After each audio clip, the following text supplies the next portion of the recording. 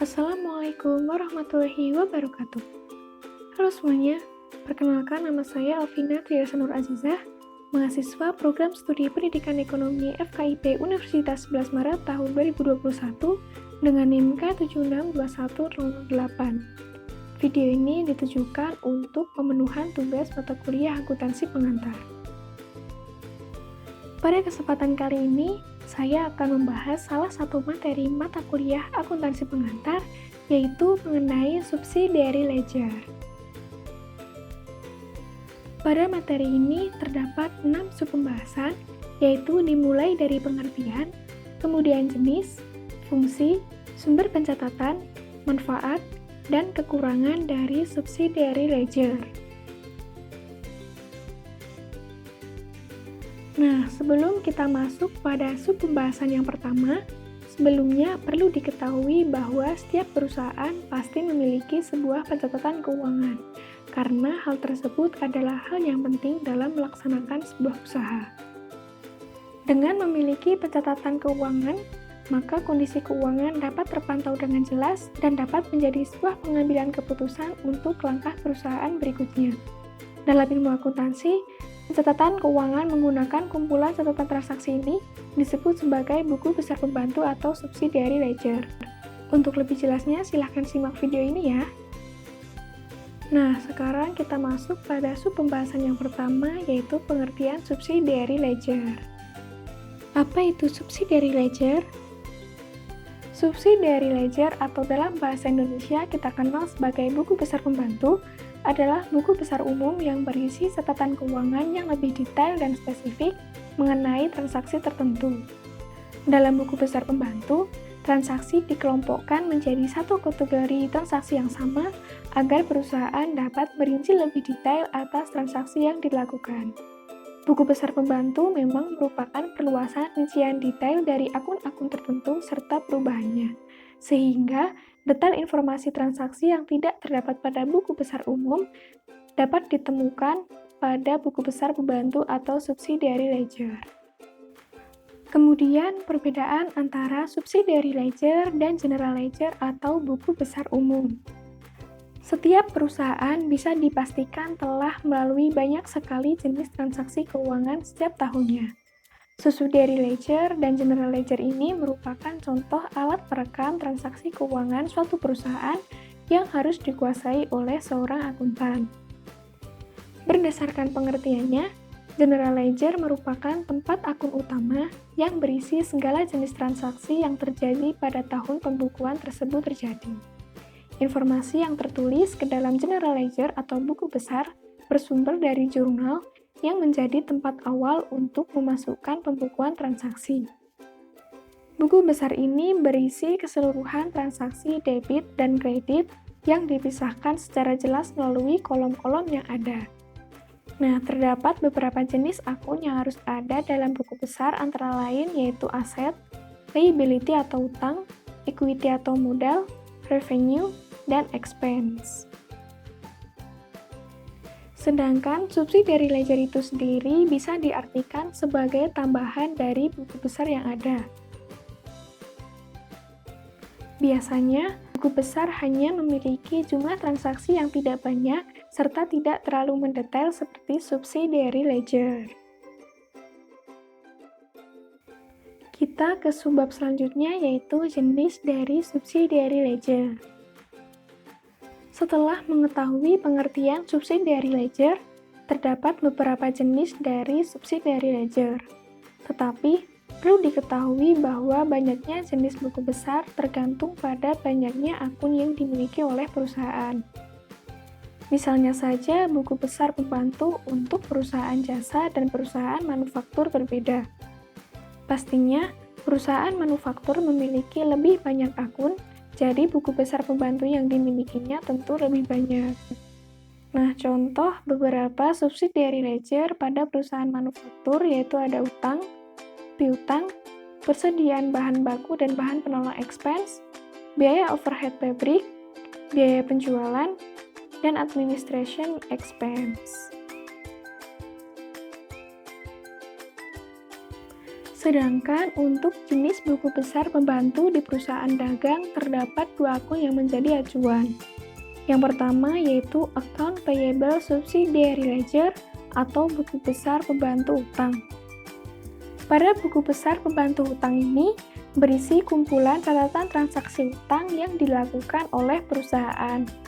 Pada buku besar ini juga, perusahaan dapat mencatat perubahan jumlah nominal kepada kreditur.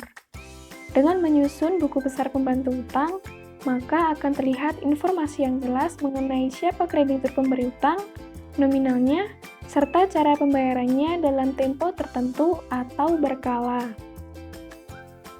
Yang kedua yaitu Account Receivable Subsidiary Ledger atau buku besar pembantu piutang. Jenis buku besar pembantu yang kedua ini adalah kebalikan dari buku besar utang. Pada buku besar pembantu piutang, berisi histori piutang perusahaan. Dalam hal ini, perusahaan menjual barangnya kepada customer-nya secara kredit. Di dalam buku besar pembantu piutang, terdapat rincian dari debitur, nominal tagihan, dan cara pembayaran yang dilakukan secara kredit setiap tanggal yang dilakukan oleh customer. Kedua jenis subsidiary ledger ini merupakan perpanjangan dari perubahan account payable dan account receivable yang dicatat keseluruhan di dalam general ledger. Sehingga pada general ledger hanya mengambil informasi penting seperti nominal account payable dan receivable. Selanjutnya yaitu mengenai fungsi subsidiary ledger. Dengan perusahaan menerapkan pencatatan subsidiary ledger, tentu hal ini akan bermanfaat bagi perusahaan. Terdapat fungsi dari subsidiary ledger dalam sebuah perusahaan, yaitu yang pertama, memudahkan perusahaan dalam proses penyusunan laporan keuangan sehingga dapat meminimalisir kesalahan pencatatan pada general ledger. Yang kedua yaitu menjadi pembanding dalam ketelitian pencatatan general ledger karena dalam subsidiary ledger lebih detail rincian dari saldo-saldo pada general ledger. Yang ketiga, dapat menjadi pembagian tugas dalam pengerjaan laporan akuntansi keuangan sebuah perusahaan. Dan yang keempat, mempermudah dalam pencarian informasi mengenai jumlah akun dari pihak-pihak yang terkait. Kita menuju pembahasan berikutnya yaitu sumber pencatatan subsidiary ledger. Sumber pencatatan adalah hal yang utama dalam pencatatan transaksi. Tanpa adanya sumber pencatatan, maka sebuah laporan keuangan yang disusun dapat dikatakan fraud atau kecurangan karena tidak terdapat bukti transaksi. Lalu dari manakah sumber pencatatan subsidiary ledger itu? Sumber pencatatan dalam buku adalah segala bukti transaksi yang berakibat pada perubahan nominal akun utang piutang tersebut. Contoh dari sumber pencatatan keuangan adalah faktur, nota, bukti penerimaan kas, kwitansi, dan sebagainya. Terdapat metode yang dilakukan untuk memasukkan data dari sumber pencatatan, yaitu yang pertama, pencatatan dilakukan di dalam jurnal, lalu dibukukan ke dalam ledger. Dan setiap post jurnal wajib diposting secara individu maupun secara kolektif. Yang kedua, pencatatan di buku pembantu. Pencatatan ini dibuat daftar saldonya setiap akhir periode tertentu. Daftar saldo ini dibuat berdasarkan akun pada buku pembantu tersebut. Kemudian manfaat dari subsidiary ledger. Yang pertama yaitu mempermudah dalam menyusun laporan keuangan. Karena menyusun laporan keuangan harus dibuat sebenar-benarnya dan dapat dipertanggungjawabkan. Yang kedua yaitu cross-check. Ketelitian pada general ledger yang sudah disusun akuntan dapat diuji dengan membandingkannya dengan pencatatan saldo akhir pada subsidiary ledger, sehingga pencatatan bisa mendekati hasil yang sempurna karena dapat langsung dilakukan cross-check.